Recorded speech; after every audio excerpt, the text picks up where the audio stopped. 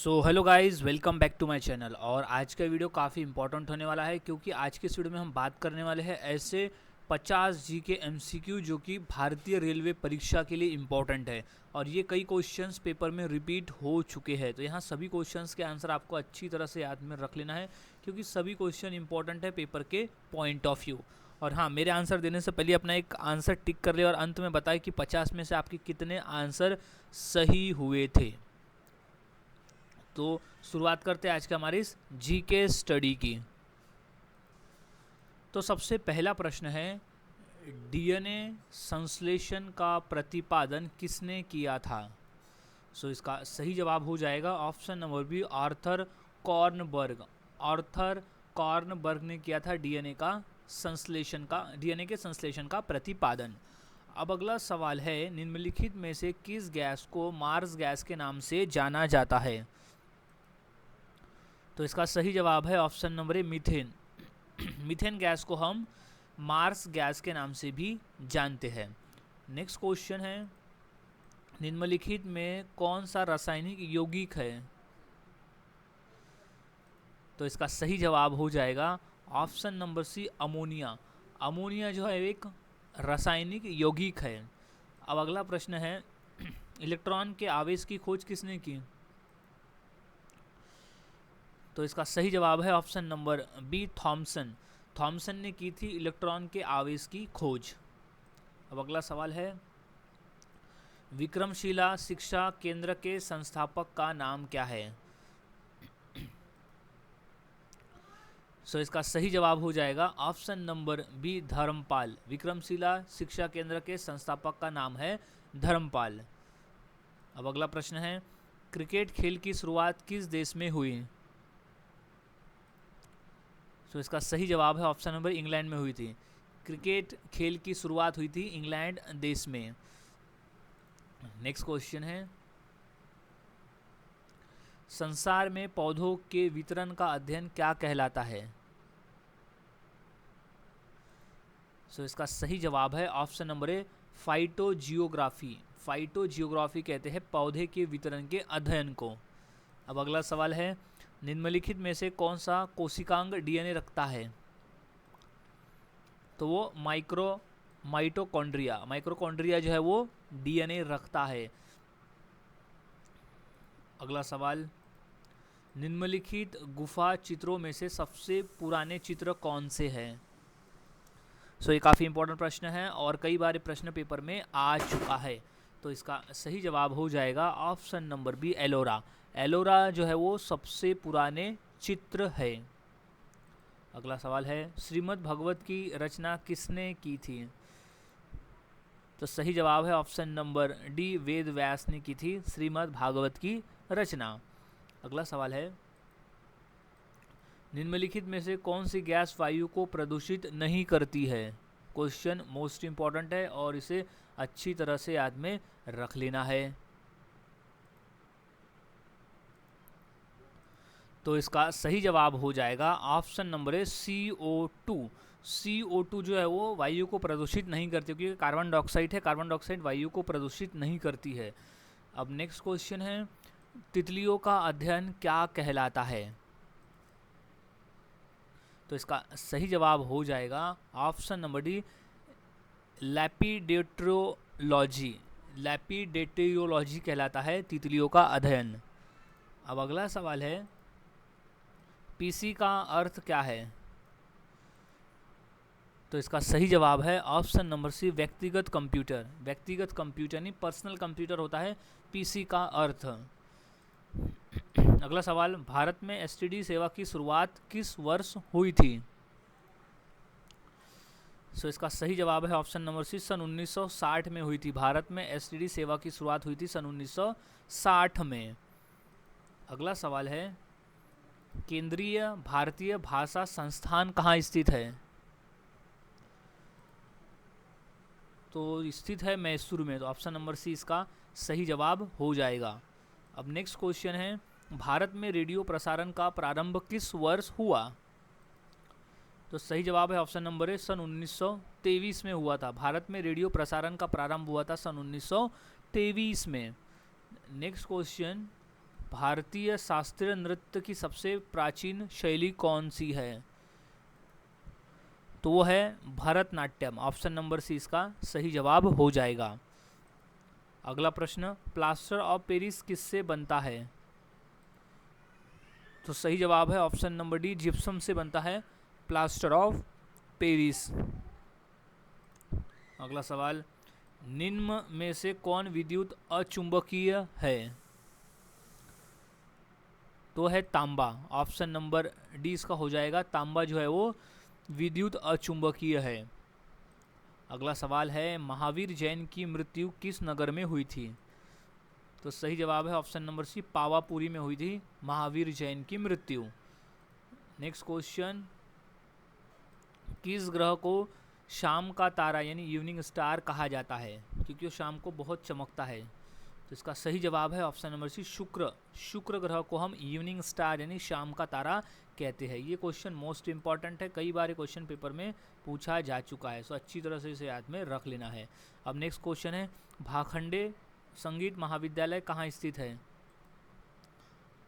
तो वो स्थित है लखनऊ में। तो ऑप्शन नंबर डी इसका सही जवाब हो जाएगा, लखनऊ। अगला प्रश्न है, राष्ट्रीय पर्यावरण अभियांत्रिकी संस्थान कहाँ स्थित है? तो इसका सही जवाब है ऑप्शन नंबर ए, नागपुर में, जिसे निरी भी कहा जाता है। राष्ट्रीय पर्यावरण अभियांत्रिकी संस्थान निरी नागपुर में स्थित है। अगला सवाल, रेगिस्तान में पैदा होने वाले पौधे क्या कहलाते हैं? तो सही जवाब है ऑप्शन नंबर सी, जीरोफाइट्स। रेगिस्तान में पैदा होने वाले पौधे कहलाते हैं जीरोफाइट्स।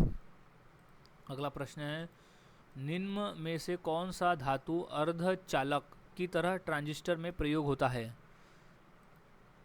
तो वो होता है जर्मेनियम। ऑप्शन नंबर बी इसका सही जवाब हो जाएगा, जर्मेनियम। अगला सवाल है, सितार का जनक किसे माना जाता है? तो सही जवाब है ऑप्शन नंबर डी, अमीर खुसरो को सितार का जनक माना जाता है। नेक्स्ट प्रश्न, भारत के संघ राज्य क्षेत्रों में सर्वाधिक नगरीकृत कौन सा है? तो इसका सही जवाब है option number B, Delhi. Delhi है सबसे अधिक नगरीकृत संघ राज्य। अब अगला प्रश्न है, उज्जैन किस नदी के किनारे स्थित है? तो है शिप्रा। शिप्रा नदी के किनारे स्थित है उज्जैन शहर। अगला सवाल है, ईमेल का जन्मदाता किसे माना जाता है? तो सही जवाब है ऑप्शन नंबर डी, रे टॉमलिंसन। रे टॉमलिंसन को माना जाता है ईमेल का जन्मदाता। अब नेक्स्ट क्वेश्चन है, शरीर की विभिन्न गतिविधियों के लिए ऊर्जा का स्रोत क्या है? तो वो है कार्बोहाइड्रेट। ऑप्शन नंबर डी इसका सही जवाब हो जाएगा, कार्बोहाइड्रेट। अगला सवाल, किसी वस्तु का प्रतिबिंब मनुष्य की आँख में कहाँ बनता है? तो सही जवाब है ऑप्शन नंबर डी, रेटिना में। किसी वस्तु का प्रतिबिंब आँख में रेटिना में बनता है। अब अगला प्रश्न है, भील जनजाति कहाँ पाई जाती है? तो राइट जवाब है ऑप्शन नंबर डी, महाराष्ट्र राज्य में पाई जाती है भील जनजाति, जो कि भारत की सबसे बड़ी जनजाति है। अगला प्रश्न है, टिबिया नामक हड्डी किसमें पाई जाती है? तो राइट जवाब है ऑप्शन नंबर डी, टांग में। टिबिया नामक हड्डी पाई जाती है टांग में। अगला प्रश्न, दक्षिण भारत की नदियों में सबसे लंबी नदी कौन सी है? तो सही जवाब है ऑप्शन नंबर एक, गोदावरी नदी। दक्षिण भारत की सबसे लंबी नदी है गोदावरी नदी। अगला प्रश्न, मैक अंकों का प्रयोग वेग के संबंध में कहाँ किया जाता है? तो वायुयान के। मैक अंकों का प्रयोग वेग के संबंध में किया जाता है वायुयान में। अगला प्रश्न है, भारतीय चमड़े का सर्वाधिक निर्यात किसको किया जाता है? तो है इंग्लैंड को। भारतीय चमड़े का सर्वाधिक निर्यात इंग्लैंड को किया जाता है। अगला प्रश्न है, निम्नलिखित में से कौन सा रोग रक्तदान द्वारा नहीं फैलता है? तो है टाइफाइड। ऑप्शन नंबर 20 का सही जवाब हो जाएगा। टाइफाइड जो है वो रक्तदान द्वारा नहीं फैलता है। नेक्स्ट प्रश्न है, राष्ट्रीय साक्षरता मिशन की शुरुआत कब हुई? तो सही जवाब है ऑप्शन नंबर डी, सन 1988 में हुई राष्ट्रीय साक्षरता मिशन की शुरुआत। अगला प्रश्न है, आनुवंशिक यूनिट अर्थात जीन क्या होते हैं? तो वह है गुणसूत्रों में, आनुवंशिक यूनिट जो है वो गुणसूत्रों में होते हैं। अगला प्रश्न है, जन्म के बाद मानव के किस ऊतक में कोई कोशिका विभाजन नहीं होता है? तो वह तंत्रिका कोशिका, तंत्रिका कोशिका में कोई विभाजन नहीं होता है। अगला प्रश्न है, थर्मल फ्लास्क के आविष्कारक कौन है? तो वह है जेम्स डेवार, जेम्स डेवार है थर्मल फ्लास्क के आविष्कारक। अगला प्रश्न है, इंदिरा गांधी राष्ट्रीय मानव संग्रहालय कहाँ है? तो वह है भोपाल में। तो ऑप्शन नंबर डी इसका सही जवाब हो जाएगा, इंदिरा गांधी राष्ट्रीय मानव संग्रहालय स्थित है भोपाल में। अगला प्रश्न है, अमृतसर स्थित स्वर्ण मंदिर किसने बनाया? तो सही जवाब है ऑप्शन नंबर सी, गुरु अर्जुन देव जी ने बनाया था अमृतसर स्थित स्वर्ण मंदिर।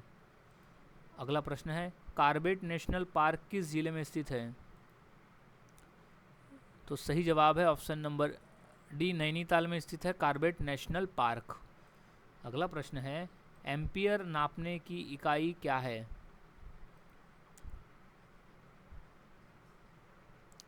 एम्पियर को नापा, करंट को नापा जाता है एम्पियर में। तो ऑप्शन नंबर 20 का सही जवाब हो जाएगा, करंट जो है वो मापा जाता है एम्पियर में, यानी एम्पियर इकाई है करंट की। अगला सवाल है, मध्य प्रदेश में कुंभ मेला कहाँ लगता है? तो वो लगता है उज्जैन में। तो ऑप्शन नंबर डी इसका सही जवाब हो जाएगा, उज्जैन। अगला सवाल, शून्यवाद के प्रतिपादन कौन माने जाते हैं? तो वो है Madhvacharya, sorry not Madhvacharya, right, wrong is Nagarjuna. सही जवाब हो जाएगा, नागार्जुन माने जाते हैं शून्यवाद के प्रतिपादक। अब नेक्स्ट क्वेश्चन है, किस कारण से स्टोन कैंसर होता है? तो इसका सही जवाब हो जाएगा ऑप्शन नंबर बी, अम्ल वर्षा। अम्ल वर्षा के कारण जो है वो स्टोन कैंसर होता है, यानी वो होता है एसिड रेन। अगला प्रश्न है, कंप्यूटर का सबसे महत्वपूर्ण भाग कौन सा है? तो वो है सीपीयू। तो ऑप्शन नंबर ए इसका सही जवाब हो जाएगा, सीपीयू यानी सेंट्रल प्रोसेसिंग यूनिट। इसे कंप्यूटर का मस्तिष्क भी कहा जाता है। अगला प्रश्न है, लार किसके पाचन में सहायक होती है? तो इसका सही जवाब है ऑप्शन नंबर डी, स्टार्च। लार जो है वो स्टार्च के पाचन में सहायक होती है। सो गाइज, आज के इस वीडियो में हमने ऐसे 50 क्वेश्चन देखे जो काफ़ी इंपॉर्टेंट थे पेपर के पॉइंट ऑफ व्यू, और आपके 50 में से कितने आंसर सही हुए हैं ये मुझे कमेंट सेक्शन में ज़रूर बताएं। सो मिलता हूँ ऐसे ही और नए जीके क्वेश्चंस के साथ अगली वीडियो में। तब तक के लिए चैनल के साथ बने रहे, वीडियोस को देखते रहे और इसी तरह से जीके की प्रैक्टिस करते रहे।